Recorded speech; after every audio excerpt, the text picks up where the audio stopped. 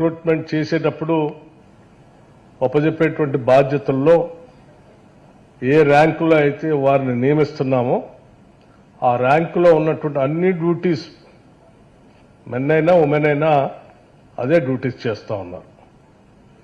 అలా చేసేటప్పుడు ప్రత్యేకంగా ఉమెన్ కానిస్టేబుల్ అని ఉమెన్ ఎస్ఐ అని చెప్పడం కరెక్ట్ కాదని చెప్పినటువంటి మీ అందరి ఆలోచనని రాష్ట్ర ప్రభుత్వం నుంచి మేము కూడా పూర్తిగా ఏకీభవిస్తూ ఉన్నాను.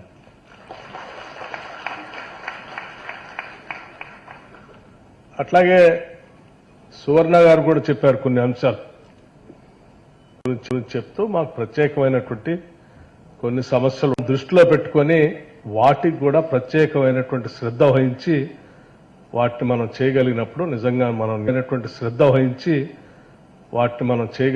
నిజంగా మనం న్యాయం చేసినటువంటి వాళ్ళు అవుతాం. తప్పనిసరిగా మీరు చెప్పినటువంటి వాష్రూమ్స్ అనేది సమస్య చాలా ప్రధానమైనటువంటి సమస్య. అది బయట పబ్లిక్లో రోడ్డు మీద డ్యూటీ చేసేటప్పుడు కావచ్చు, లేకపోతే మీ స్టేషన్స్లో మీరు ఉన్న ప్రాంతంలో కూడా కావచ్చు. ఆ రెండు చోట్ల కూడా ప్రత్యేకమైనటువంటి శ్రద్ధ వహించి వాళ్ళకు కావాల్సిన చర్యలు అవసరం ఉన్నాయని నేను కూడా ప్రగాఢంగా నమ్ముతా ఉన్నాను. అలాగే ఇంకా మిగతా చెప్పినటువంటి సమస్యలు కూడా క్రష్ గురించి కానీ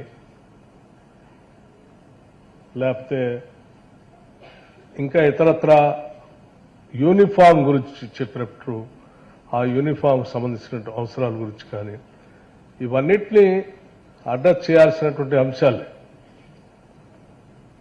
మీ డైరెక్టర్ గారు చాలా చక్కగా ప్రజెంట్ చేశారు.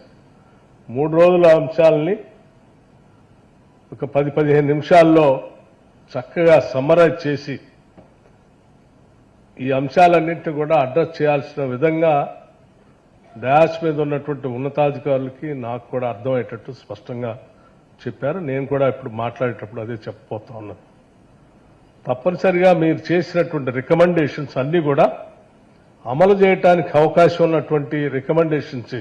ఈ రికమెండేషన్స్ ఏయో అమలు చేయడానికి అవకాశం లేకుండా గొంతెమ్మ కోరికల్లాగా ఉన్నాయి కూడా ఏమీ లేవు ఇందులో.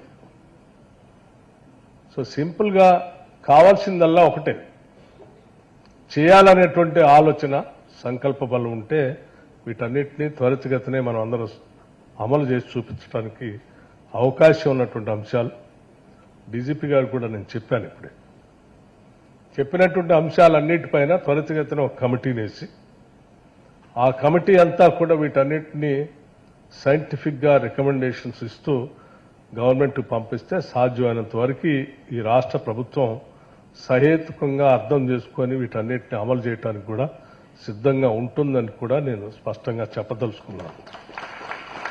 ముఖ్యంగా ఈ ప్రభుత్వం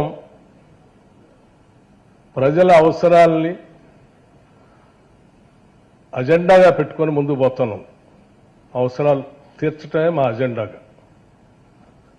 ఆ అవసరాలు తీర్చే అజెండాలో దాని మెకానిజం కానీ డెలివరీ మెకానిజం కానీ చేసేటువంటి వ్యవస్థల అవసరాలను కూడా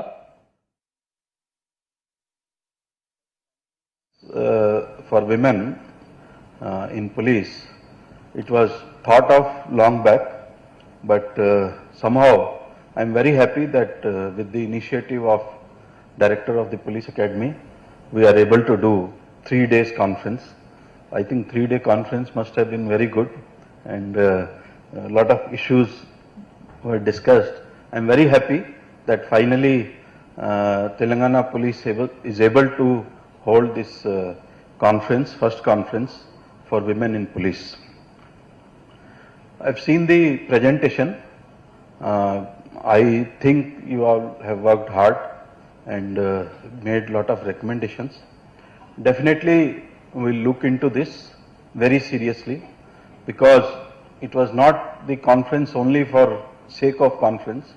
It was a conference meant for having some outcomes and then taking it forward, especially the special issues related to the policemen, women policemen on the streets. I am very happy on one part of the outcome of the conference, that all you said was that this should not be separated as women police. All should be treated as police officers. If we all start thinking that we are police officers, there are no separate women police officer or male police officer, I think most of the problems will be solved at one go. So this is what I feel it is very, very important, and let us do it. If we do it, I am very sure that Telangana police would be the first to do it.